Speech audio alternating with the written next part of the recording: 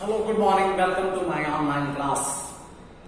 Science knows no country because knowledge belongs to humanity and is the torch which illuminates the world. विज्ञान किसी एक देश का नहीं है क्योंकि ये तो मनुष्यता से संबंधित है और ये वो प्रकाश की टॉर्च है जिससे पूरी दुनिया जगमगाती है। इसी बात को सार्थक करती है महान वैज्ञानिक लुईस पाश्चर की ये कहानी और उनकी ये जीवनी। Mary had just return from school. She was thirsty. Mary अभी भी अपने स्कूल से वापस आई थी, वो प्यासी थी। उसकी माँ ने कहा, Mary you can have a cup of milk, तुम एक कप मिल्क पी सकती हो। Mary went to the dining hall. Mom the milk is spoiled, she cried out. और मैरी जोर से डाइनिंग रूम पर जाने के बाद चीखी, माँ दूध तो खराब हो गया है। और mother came in, let me see, yes the milk is spoiled. उसकी माँ अंदर आई और उन्होंने देखा तो मिल्क खराब हो चुका था। उसकी माँ ने कहा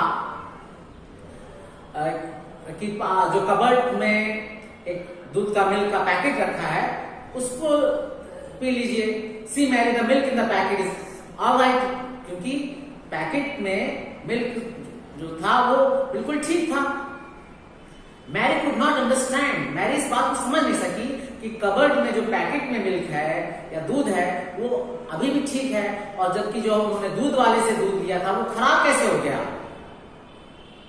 The milk got from the milk vendor in the morning got spoiled, but the milk in packet got from the supermarket was still good. कि जो दूध वाले से सुबह सुबह दूध दिया था वो अभी इतनी जल्दी खराब हो गया और सुपरमार्केट से दूध का पैकेट वो शाम को लेके आए थे, पिछली शाम को लेके आए थे, वो अभी भी वैसे ही है।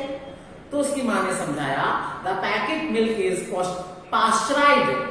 जो पैकेट का दूध होता है वो पास्चराइज किया जाता है। The milk got from milk vendor is not pasteurized। और जो हम दूध वाले से मिल्क लेते हैं वो पास्चराइज्ड नहीं होता है या पाश्चरीकृत नहीं होता है।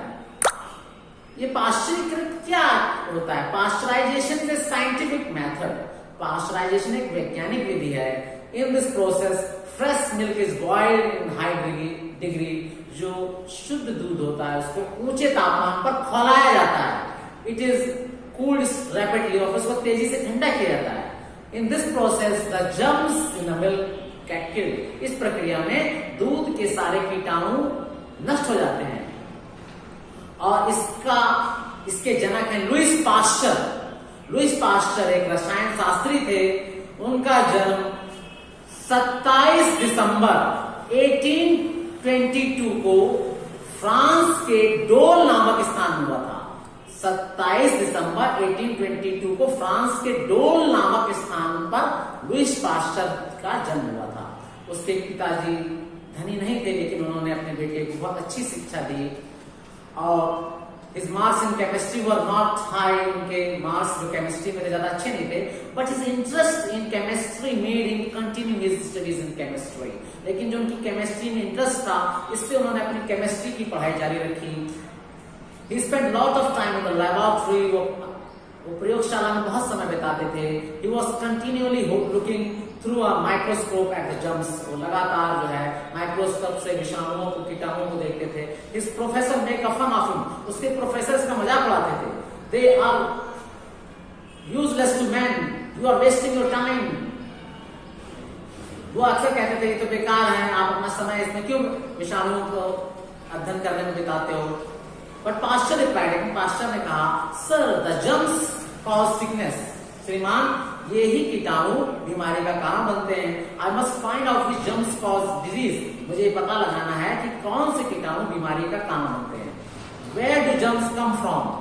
Asked professor. उसने प्रोफेसर ने पूछा ये कीटाणु कहाँ से आते हैं? Sir I must find out, replied Pasteur. Pasteur ने जवाब दिया, श्रीमान मुझे इसकी खोज करनी है। And Pasteur found out after long and patient work. और लंबे और धैर्यपूर्ण काम करने के बाद पाश्चर ने इस प्रश्न का जवाब पा लिया था। The germs are present in water, earth, dust and even in the air we breathe, ये कीटाणु पानी में, मिट्टी में, धरती में, यहाँ तक कि जो हम सांस लेते हैं इसमें भी मौजूद रहते हैं, वायु में भी मौजूद रहते हैं। These germs some milk sour, और यही कीटाणु दूध को खराब कर देते हैं। Milk is carrier of germs, क्योंकि दूध में भी कीटाणु होते हैं। These germs can cause disease like tuberculosis and typhoid, और इस प्रकार के जो कीटाणु है टाइफाइड और टीबी जैसी बीमारियों के कारण भी बनते हैं। He made many experiments, Pasteur ने कई प्रयोग किए। He found out the method to kill the germs in the milk, उन्होंने दूध में कीटाणुओं को मारने का तरीका भी पा लिया था। Pasteur did not stop with milk, Pasteur ने दूध के साथ अपना प्रयोग करना रोका नहीं। He continued his research, उन्होंने अपनी रिसर्च जारी रखी। एंथ्राक्स, जिसे कहते हैं गिल्टी रोग, डायपेथीरिया, जो कि ज्यादातर 5 से 10 साल के बच्चों के बीच में रहता है, और रेबीज, बहुत भयानक बीमारियां थी उस समय।